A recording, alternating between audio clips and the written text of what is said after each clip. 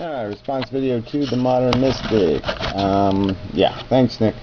Yeah, I'm glad you're still in the conversation, and there's a lot to do with something with this. Okay, first, premise. I'm not disputing determinism. I don't think if I use the term I to describe my consciousness, the consciousness produced by this brain. There, do I have to say that full sentence? The consciousness produced by this brain. So instead of saying I will say the consciousness produced by this brain called Gary, and use that in place of I. Seems a little inconvenient, a little bit destructive. Couldn't we agree that when I say I am talking about the consciousness produced by this brain?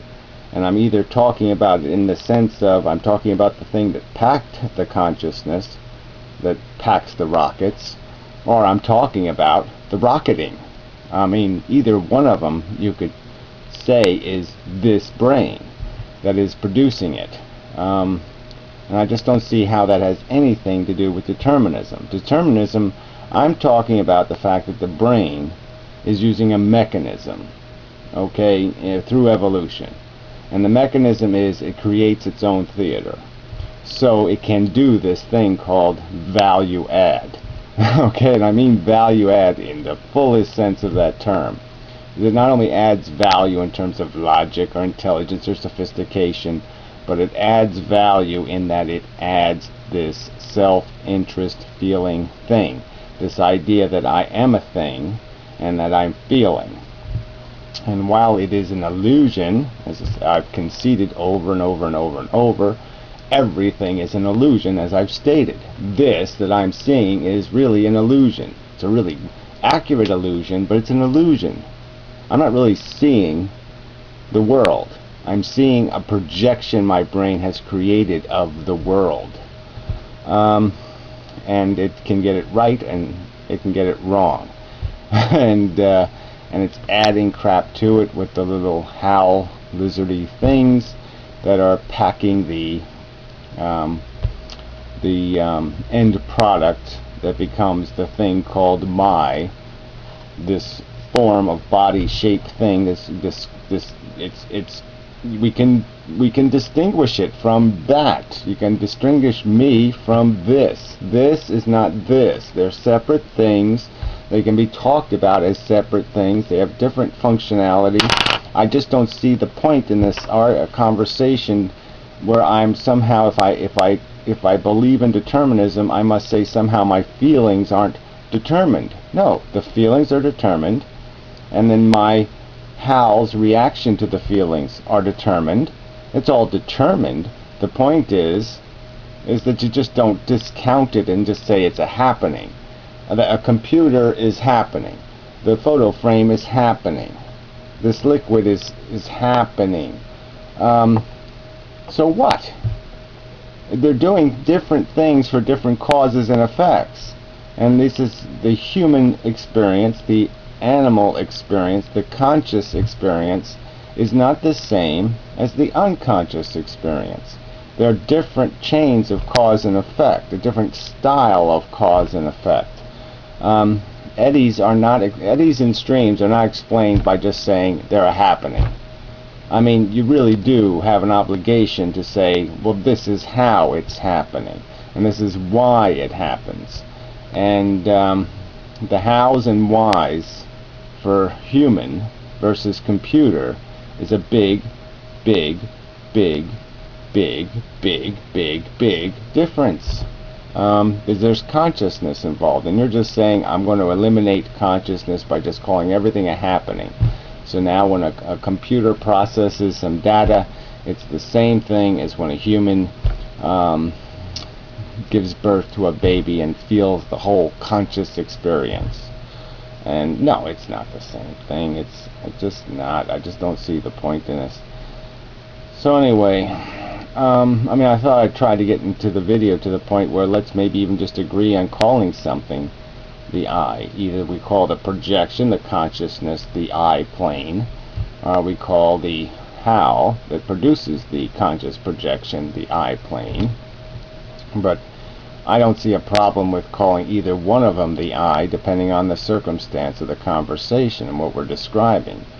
Because when there is a circumstance where I feel, and it's not that, it's that this brain, when I say I feel, I'm saying this brain, me brain, the brain inside my head, is creating a projection, and in that projection, feeling bits are being imposed, are being typed into the conscious plane. What's wrong with that? How is that breaking determinism? Again, there's no conflict with determinism. Feelings are created by, and let's get back to the biology. I mean, again, I've argued this, but this is something that evolution did. I would have a hard time, well, let's say artificial intelligence. I can imagine a way, let's say, of saying, okay, I'm going to create a value for the computer, and these are going to be its prime directives, and it can't violate these prime directives. But then it has these secondary directives, like desires, that are strong, but it can violate those. So some it can't violate, like it's going to have a real hard time, slowly pushing a nail through its hand. So yeah, there's certain things the computer can't do, but there's some things it can do. And we can balance this thing, and that will create value, where the computer will say, this is something that's valuable because this will cause harm. These things I can't do will cause harm, or something like that, or pain. If one attempts to do them. So if one of those prime directives, if there's an attempt to violate one of the prime directives, the system that will be the equal to what we experience as pain. So the biology just did it differently. Okay, through evolution, the biology fell on, through the deterministic inevitability, this idea of creating a projection and being able to nuance it with this thing called an ouch, a negative sensation, I would argue, is the first and is the only kind of sensation. It's just the elimination of negative that is the illusion of a positive. But yeah, the first ouch, it happened. There was a moment when biology went from just being mechanical, strictly, to being mechanical with the value added of this conscious experience called, ow, I don't like this, or ugh, this is unpleasant, I'm ugh, yeah, go, move, just got to get out of this. This need to a repulsive state. It achieved repulsion. It achieved repulsion. I like that. And so that's the way that biology works. And I'm just saying that I'm not opening any door to an undeterministic universe here. I'm just saying that this is an important, understanding this is important, because this is the theater that's inside our brain. It's that our brain created this thing so it could create value, so it could create a reason for the organism to move while being intelligent. Because you can't give it knowledge of danger without giving it some incentive to overcome the danger or to scheme around the danger. So as soon as you give an organism the knowledge of the negative, you have to give it the illusion of other negatives to push it into that other negative.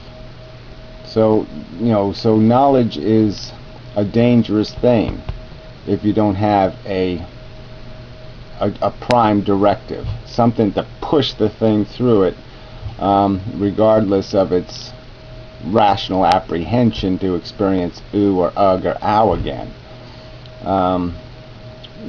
By just that simple 2 + 2 = 4 kind of logic.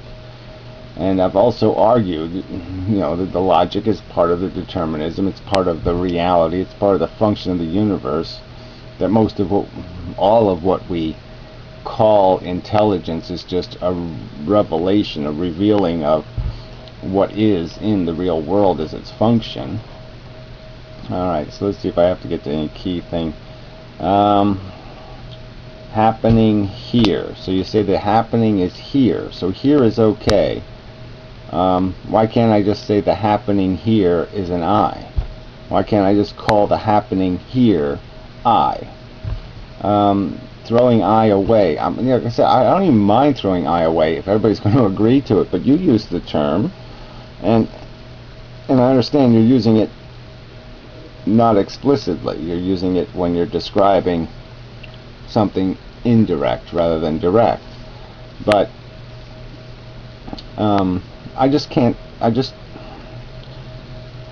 mean, again, am I supposed to every time say, instead of I'll say my brain's projection into consciousness, which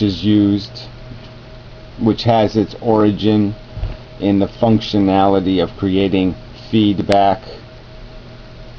Is that how I have to say all this stuff?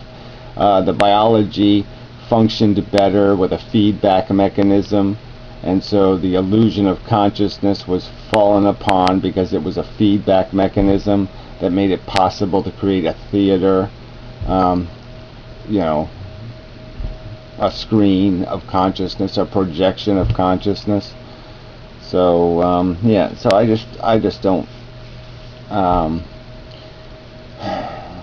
It just seems like you're really glued to this happening thing that I would call just as dog vomity as you complaining about the I thing or the I feel thing, as if saying I feel, saying that this brain creates the feeling illusion is somehow a crime. Well, I think just saying it's a happening is a crime against intelligence. It's a crime against detail that we can document. We don't have to resort to it's just a happening.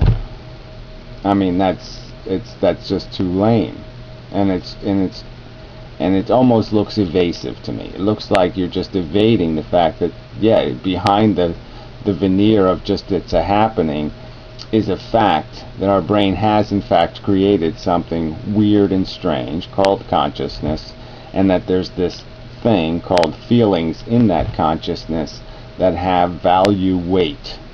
Okay, that it really does matter if there's 6 million Jews in concentration camps. It really is. The universe is in a lesser condition if I put 6 million people suffering on Mars, or if I don't. That it does diminish the value of the universe if there's wasted suffering in it. I mean, and it just seems to me that you're avoiding or evading, discounting at minimum, maybe benignly, the significance of suffering. I mean, that's the circle we keep coming back to. So your circle against me is that I'm not a determinist. My circle against you is that you don't think it matters whether there are literally a gazillion quadrillion cats with a nail slowly going through its head screaming or not. That somehow the or not universe would be just as good as the holy shit that's horrible universe.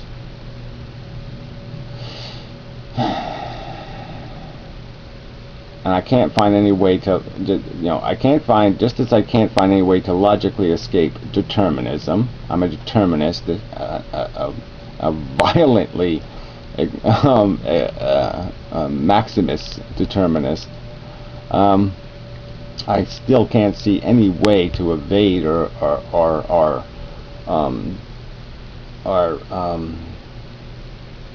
discount merely because it's complicated and deterministic. Just merely because it's deterministic does not mean that feelings don't matter. Does not mean that the welfare of a brain projection, the status of a brain projection, whether the brain projection of consciousness is in a comfortable state or an uncomfortable state, matters.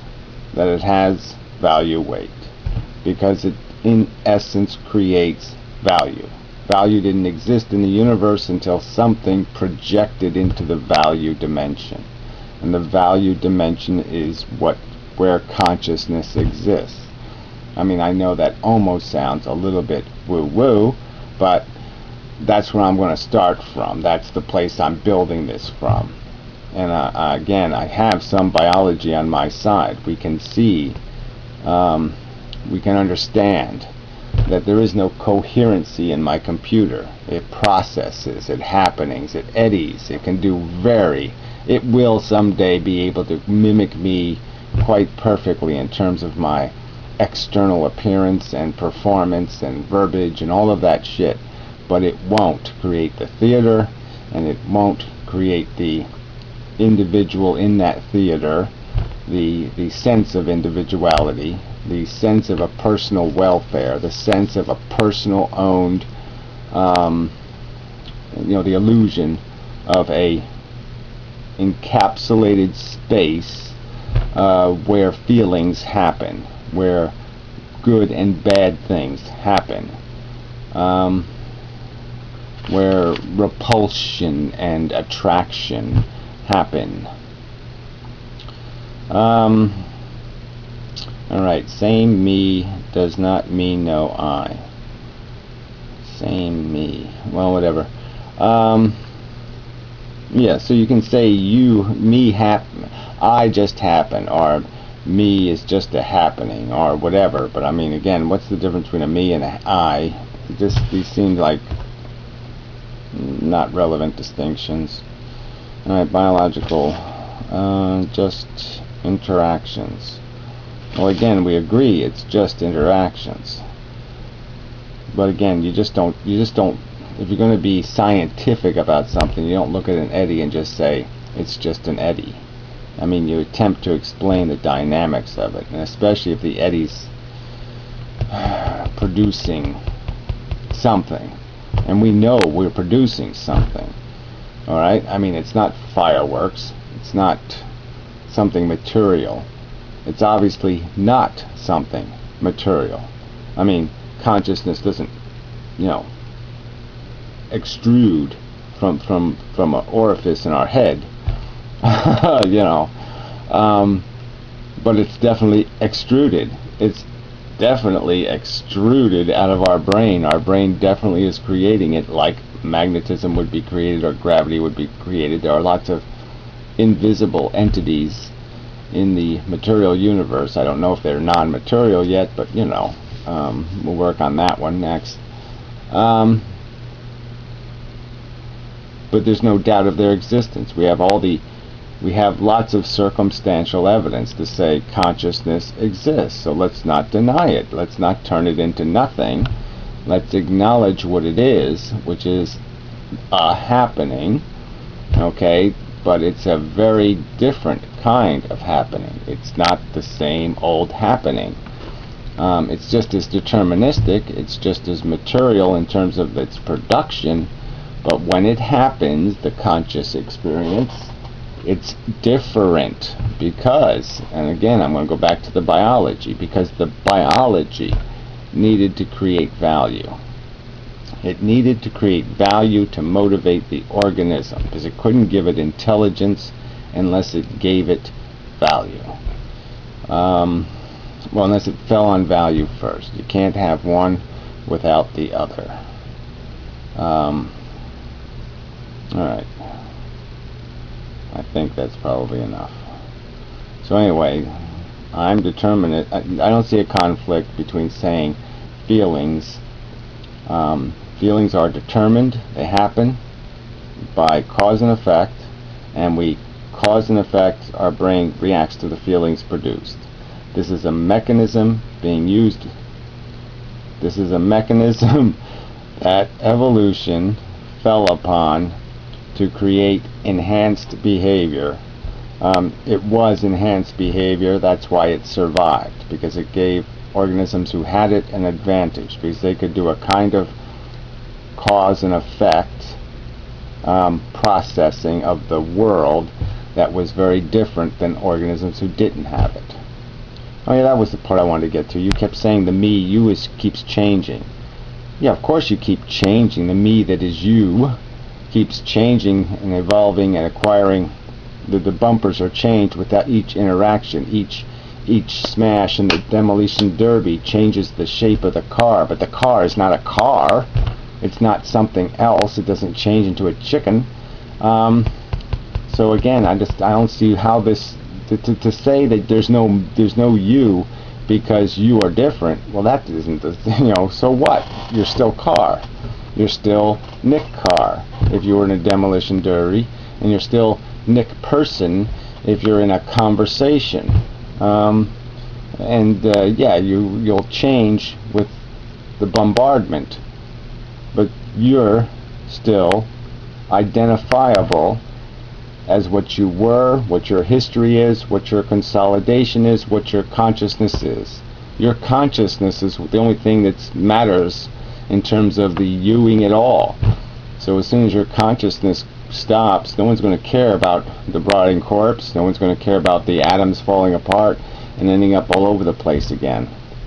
Your consolidation will be over, and you will not be a you anymore. You will go back to being just atoms, just as the atoms I'm made of were former yous. There was lots of things that I used to be.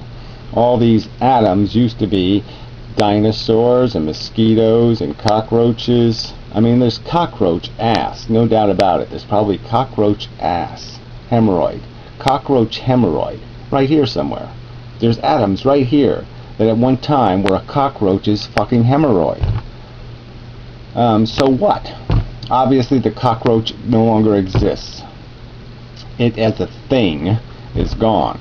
And we certainly can say our consciousness has this limited lifespan. It will exist a certain amount of time depending on how long this physical body can keep the projector running.